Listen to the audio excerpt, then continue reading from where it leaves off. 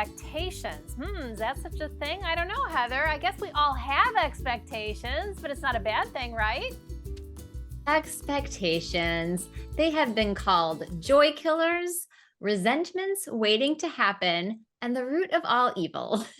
Whoa. Expectations mean we have a strong belief that something is going to happen, and we suffer when our reality doesn't match those expectations. It's the gift you can't wait to give someone, and then they're not as excited as you want. And then you feel underappreciated and your feelings are hurt. And now all of a sudden, this lovely gift that you were so excited to give has turned into a source of hurt feelings. And no, not all expectations are bad. They can be good in the right ways. So, for example, I remember my mom telling me, I expect a lot from you because I believe in you. And establishing expectations at work helps to create accountability for yourself and your team. So, they're not all bad. The key is to keeping expectations realistic. Otherwise, it's simply wishful thinking. And there are basic expectations that we should have of people, like waiting their turn in line at the grocery store, or expecting people to be dressed before they walk out the door, or when you have a job, you expect to get paid. The problem with expectations occurs when we expect something to happen without good reason. Like when we find out the person who cheated on us is also lying about 3 other things. Expecting them to be honest and truthful doesn't seem reasonable based on past experiences. So when there's a misalignment between expectations and reality, it can bring feelings of disappointment and frustration and anxiety. And all we do is set ourselves up for failure when we have a picture of what we think something is going to be.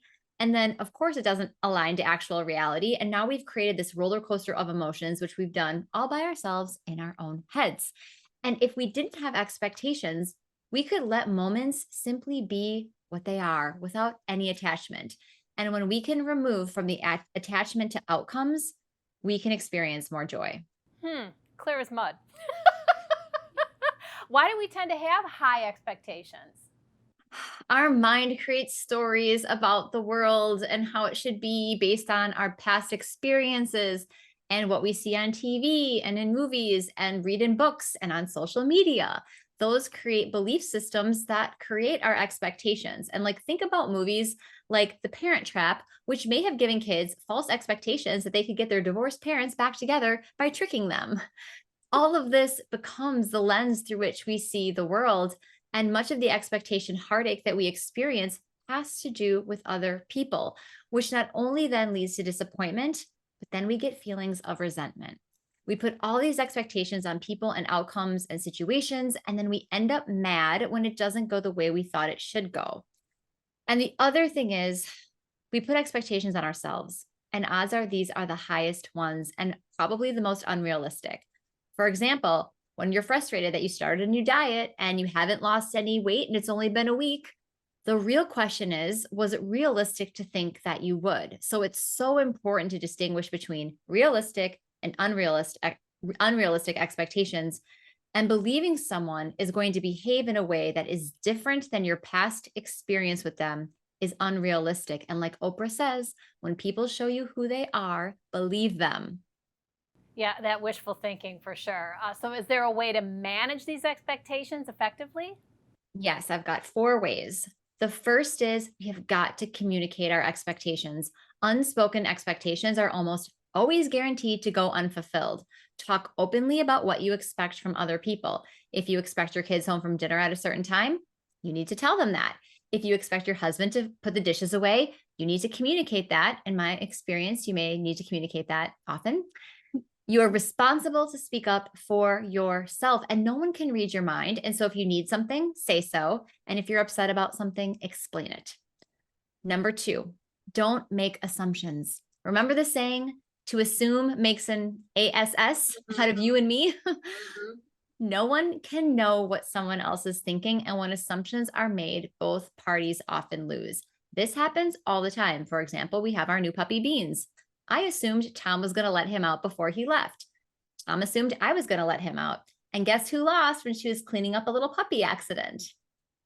Number 3, don't personalize it. If someone doesn't behave the way you thought they would or that you expected from them, it is not about you. So when someone doesn't greet you like a happy puppy, all excited, it's not about you. They may just not be having the best day. They may have had not a great conversation. They may not be feeling well. And if you want someone to greet you like a puppy, get a puppy. Number 4, have compassion. We know everyone is fighting their own battles, and removing expectations from the people and situations around you is not only good for you, but it is a kindness to others. Imagine how you feel when you walk into a room filled with people that have expectations on you. It's a lot of pressure. And so think of the different ways you may be doing that to people in your own life. And so whether it's a friendship, your parents, your kids, work, a holiday coming up, learning to accept what is rather than what you think it should be is so powerful. There are times when expectations are healthy and okay, but we need to make sure that we are communicating those. And when we start making up scenarios on how people would or should respond to things, now we are starting to enter a non-existent magic land of wishful thinking. And we know that wishful thinking is the bridge to unrealistic expectations.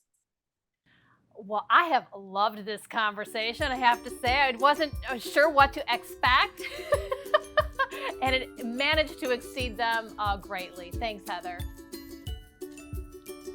Well, there you have it. It's an incredible life lesson and a skill for you to practice. Manage those expectations, stop that wishful thinking, and be happy with what is.